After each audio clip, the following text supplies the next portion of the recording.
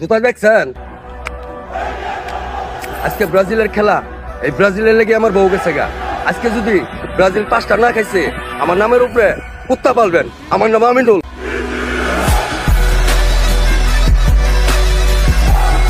আসসালামু আলাইকুম ওরহমতুল্লাহি ওবরাকাতুহু। বিসমিল্লাহির রহমানির রহিম। সম্মানিত দর্শক, আশা করছি সকলেই ভালো আছেন। দর্শক শ্রোতা, আজকে যে বিষয়টি নিয়ে আলোচনা করব সেই বিষয়টি আপনারা লক্ষ্য করেছেন প্রথম অংশে। ওই মুরব্বীকে নিয়ে আপনাদেরকে একটি ভিডিও দিয়েছিলাম। উনি ওনার স্ত্রীকে তালাক দিবেন যদি ওনার দল হারে। হয়তো আপনারা লক্ষ্য করেছেন ভিডিওটি। এই যে ওনার গালে উনি জুতা দিয়ে আঘাত করলো, উনি মুরব্বী মানুষ, পুতুর মধ্যে হালকা হইলেও দাড়ি আছে, দাড়িটার মধ্যে যে আঘাত করলো, গালের মধ্যে আঘাত করলো, কি নিয়া? দল নিয়া। এই যে দল নিয়া যে উনি উনার গালের মধ্যে আঘাত করলো, উনি মুরব্বী মানুষ, উনি একটা কাজ করেছে। এটা কি আসলে মানুষের কাজ নাকি আর অন্য কিছু? হীন মানুষের পরিচয় ধর্মীয় জ্ঞান না থাকায় এরকমই হয়। মানুষ ধর্মীয় জ্ঞান শিখবে কেমনে? ছোট্টবেলায় মসজিদে মক্তবে পাঠাইলো, পাঠানোর পরে যখন বাচ্চাটাকে মনোযোগ দিয়ে পড়ানোর জন্য পাঠাইছে, ছোট্টবেলা থেকেই বাচ্চাটাকে ধর্মীয় জ্ঞান না দেওয়া হইলে ভবিষ্যতে মুরব্বী হইলেও সে গাদ্দারি হবে। এখন বর্তমানে যতগুলো মুরব্বী শয়তান, এরা ফাইজলামি করে, তামাশা করে, ধর্ম নিয়ে তামাশা করে, মোল্লাদেরকে দেখতে পারে না, হুজুরদেরকে দেখতে পারে না।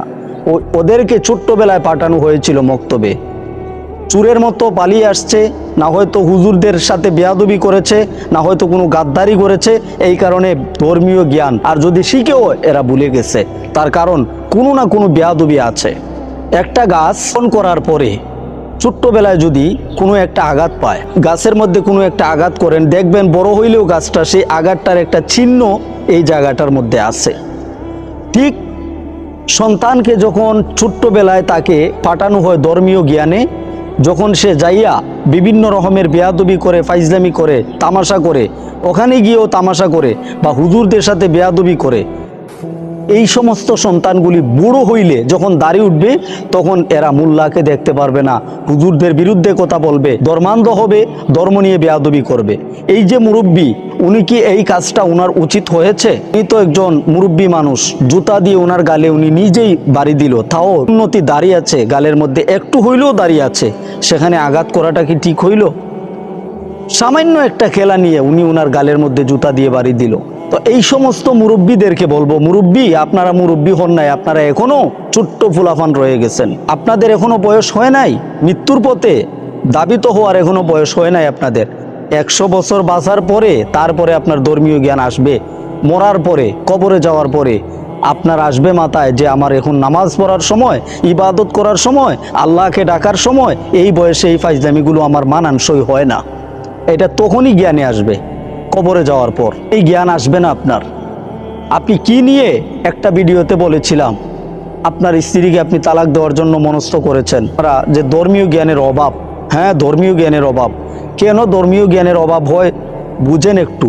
ছোট্টবেলায় বাচ্চাটাকে যখন পাঠানো হয়, সে ফাঁকিবাজি করছে, বেয়াদবি করছে, শিখতে পারে নাই। ছোটবেলা থেকে যখন বাচ্চাটাকে ধর্মের চর্চা করানো হবে, বা ছোট্টবেলা থেকে যখন আপনি ইংরেজি আর বাংলা নিয়ে পাগল, প্রাইভেট নিয়ে পাগল, বাচ্চাটাকে ধর্মের জ্ঞান শেখানোর সময় আপনার হয় নাই, বাচ্চাটা এখন ইংরেজি আর বাংলা নিয়ে প্রাইভেট পড়বে, তখন এই বাচ্চাটা ধর্মান্ধ হবে না তো হবে কি?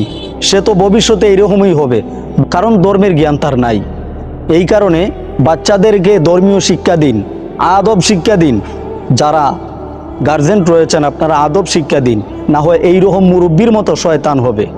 এই সমস্ত মুরব্বীদের মতো আরও আছে কয়েকটা, অনলাইনে ঢুকলে দেখা যায় এই সমস্ত মুরব্বীদেরকে, চেহারাটা কেমন হয়ে গেছে, আর হয়তো বা কিছুদিন পরে মারা যাবে, এরপরেও আল্লাহর ভয়, মরণের ভয় অন্তরে পয়দা হইল না। এদেরকে আল্লাহ পাক হিদায়াত দান করুক, এদেরকে আল্লাহ পাক হিদায়াত দান করুক। যদি মুসলমান হয়ে থাকে, যদি আল্লাহ পাক যেন এদেরকে হিদায়াত দান করে। ভালো থাকবেন। আসসালামু আলাইকুম ওয়া রাহমাতুল্লাহি ওয়া বারাকাতুহু।